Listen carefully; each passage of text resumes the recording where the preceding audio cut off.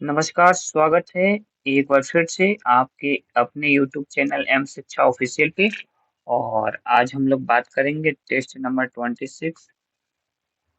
जैसा कि हम लोग को पता है, इसमें टोटल 50 क्वेश्चन होते हैं, जिसमें कि 40 जीके जीएस के होते हैं और 10 लास्ट के 10 क्वेश्चन करंट अफेयर्स के होते हैं। तो चलिए हम लोग पहला क्वेश्चन से स्टार्ट करते हैं।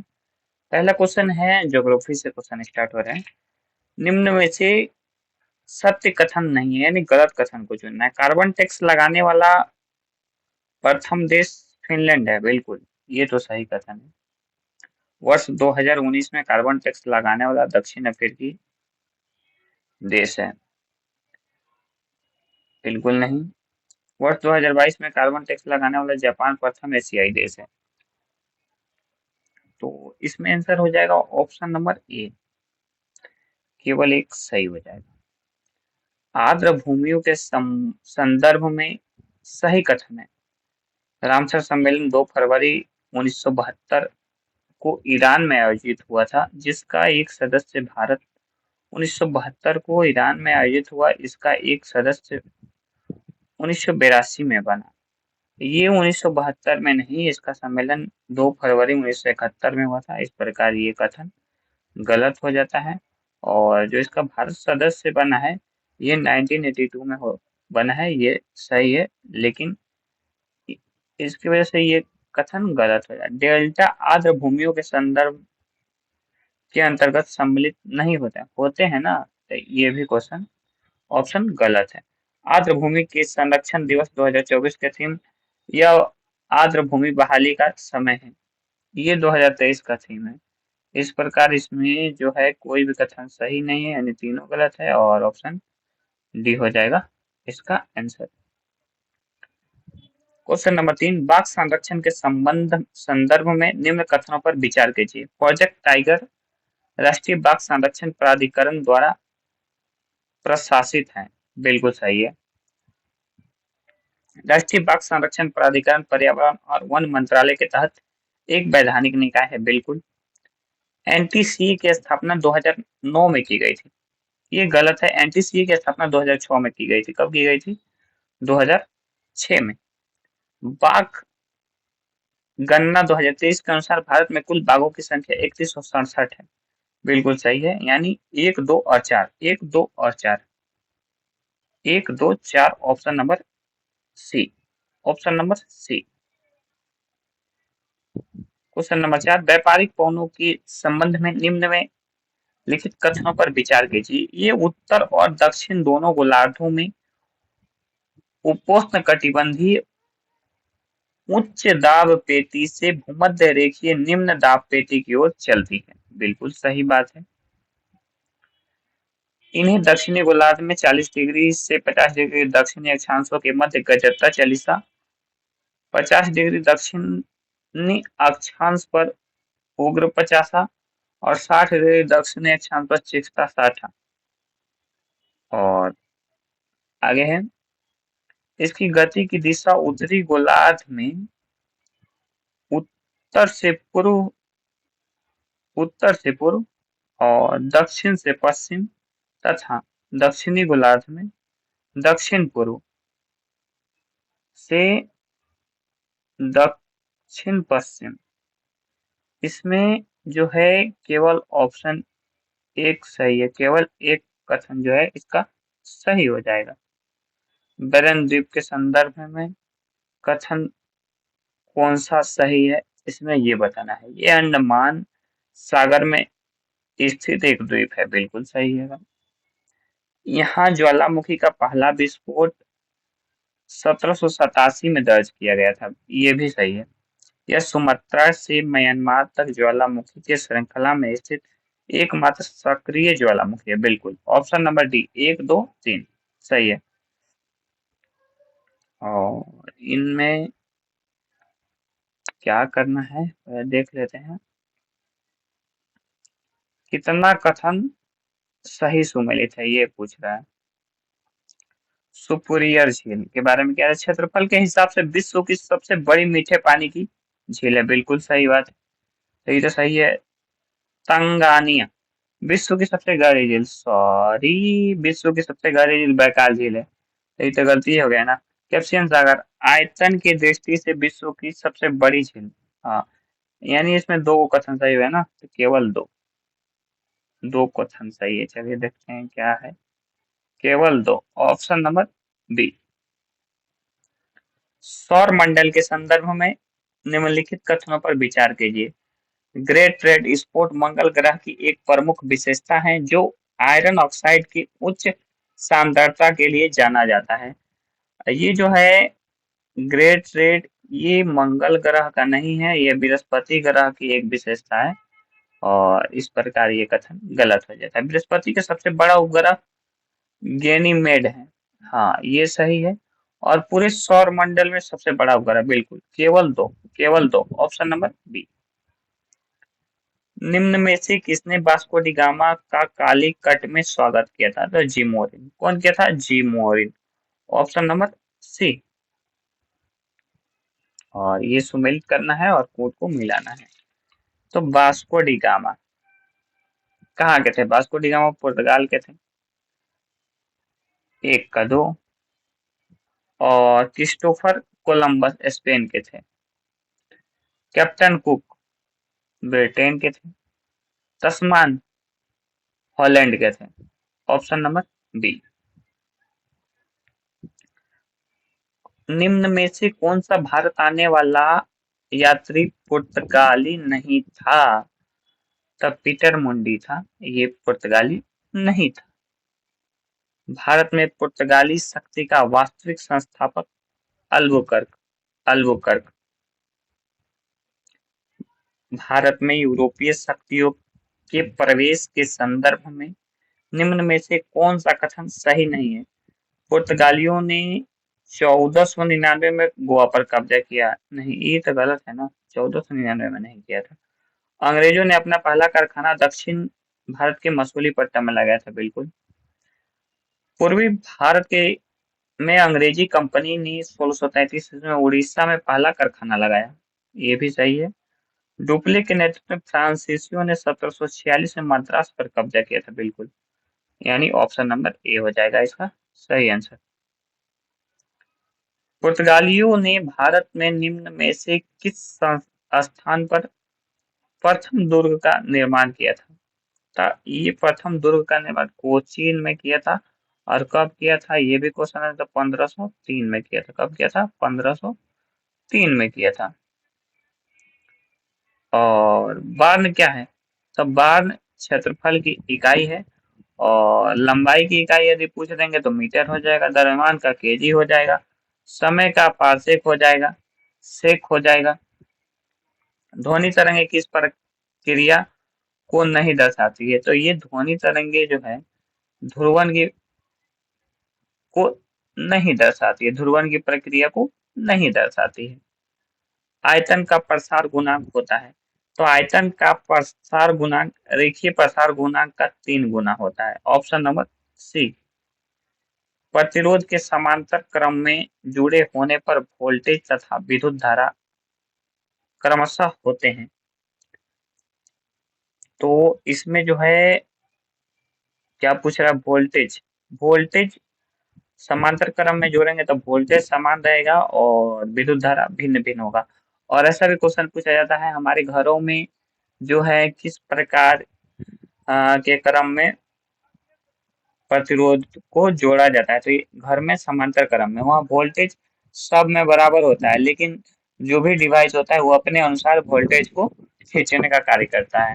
तो यहाँ वोल्टेज स्थिर रहता है और धारा अलग अलग होता है डिवाइस के हिसाब से। ऑप्शन नंबर ए हो जाएगा। क्वेश्चन नंबर 18, 5 किलोग्राम और 10 किलोग्राम द्रव्यमान की दो इस्पात की गेंदे की गतिज ऊर्जा समान है। यदि संभावना हो तो कौन सी गेंद तेजी से गति कर रही है?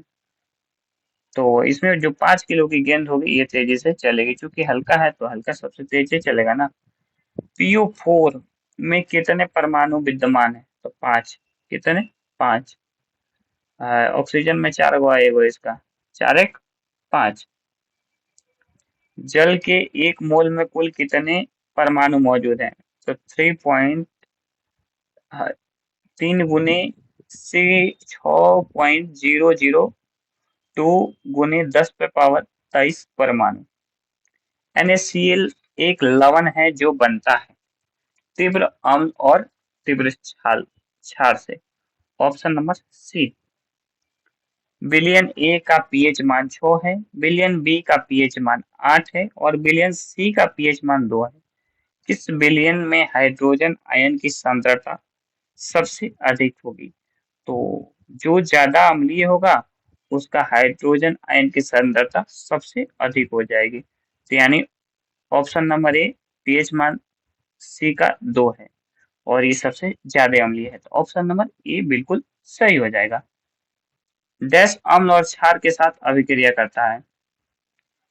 Al2O3 Al2O3 भारतीय संविधान की 7वीं अनुसूची के अंतर्गत किस राज्य सूची में निम्न में से किसका उल्लेख है राज्य सूची में? तो रेलवे पुलिस का राज्य सूची में उल्लेख है। हम लोग देखते हैं कि जिस राज्य से ट्रेन गुजरती है, हमारे बिहार में यदि कोई ट्रेन जाती है जैसे कि लोकल, तो उसमें बिहार पुलिस के जवान दिखते हैं, तो ये राज्य सूची से संबंधित है।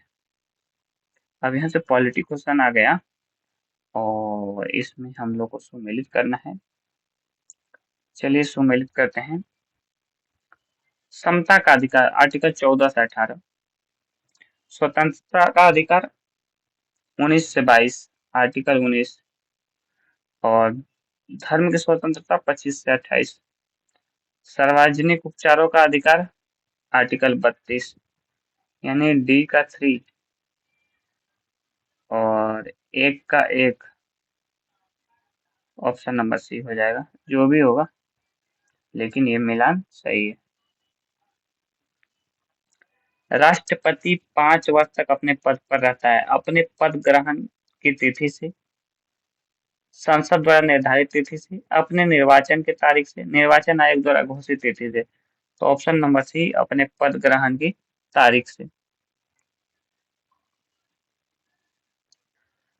भारत में उपराष्ट्रपति के निर्वाचन से संबंधित विवाद को कौन तय करता है? तो सर्वोच्च न्यायालय, राष्ट्रपति हो या उपराष्ट्रपति हो, दोनों का। धन विधेयक को प्रस्तुत करने के विषय में निम्न में से कौन सा कथन सही है? तो सबसे पहले वित्त विधेयक राज्यसभा में प्रस्तुत होता है, बिल्कुल नहीं। ये तो लोकसभा में प्रस्तुत होता है ना, तो लोकसभा में प्रस्तुत किया जाता है, ऑप्शन नंबर डी।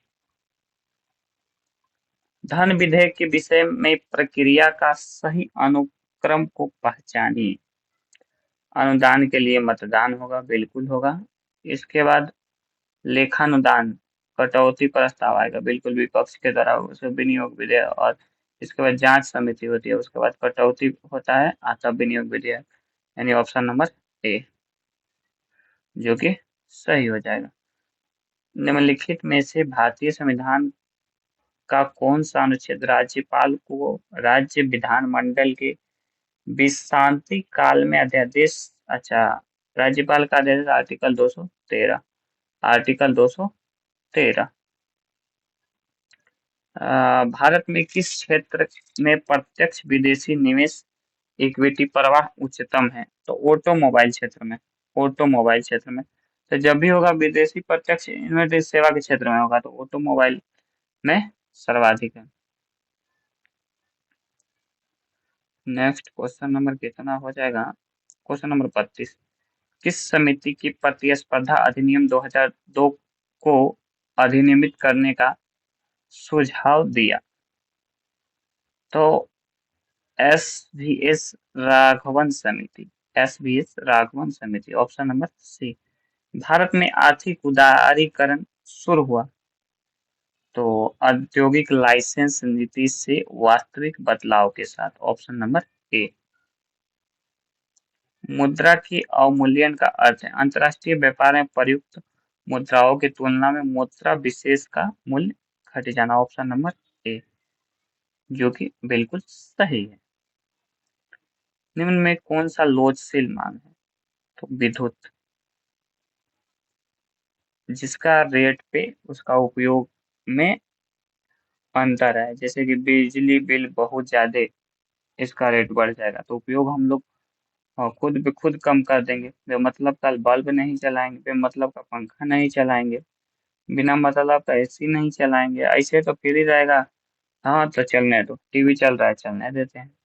तो वही लोड शेड। निम्न पादप हार्मोन्स में किसे फूल खिलने वाला पादप हार्मोन्स कहा जाए? फ्लोरोजेंस।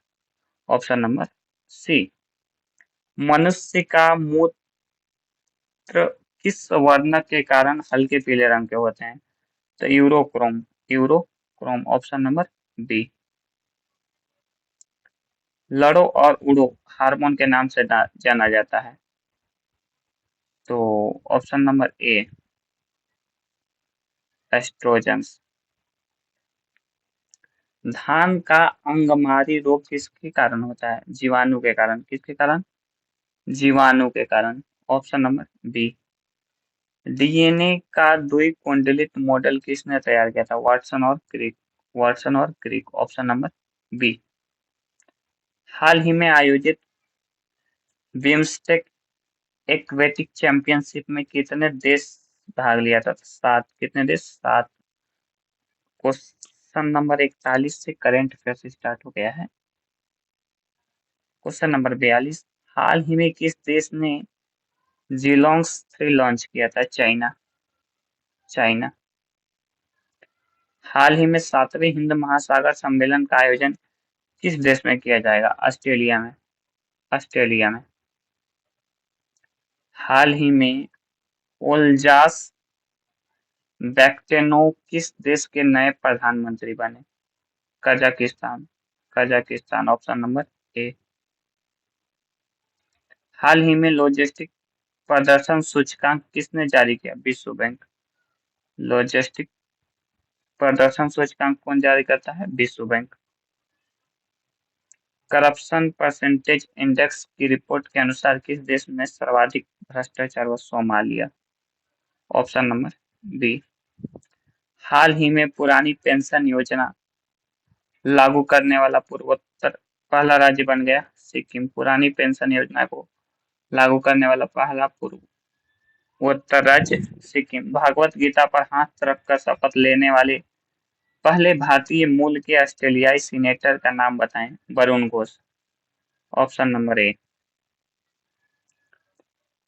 हाल ही में आरबीआई ने रेपो रेट कितना निर्धारित किया? 6.5%। Option number B. अंतर्राष्ट्रीय ऊर्जा एजेंसी की रिपोर्ट के अनुसार दुनिया का नवीकरणीय ऊर्जा दक्षता में शीर्ष देश कौन सा है? चाइना। Option number C. और इस प्रकार हम लोग का 50 क्वेश्चन कंप्लीट होता है, और मिलते हैं नेक्स्ट टेस्ट में। तब तक के लिए धन्यवाद।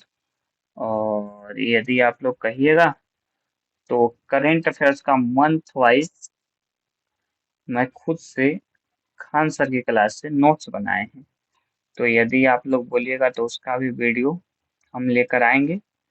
तो यदि पसंद आए तो वीडियो को लाइक करें और दोस्तों के साथ शेयर करें। तब तक के लिए धन्यवाद। Thank you. जय हिंद।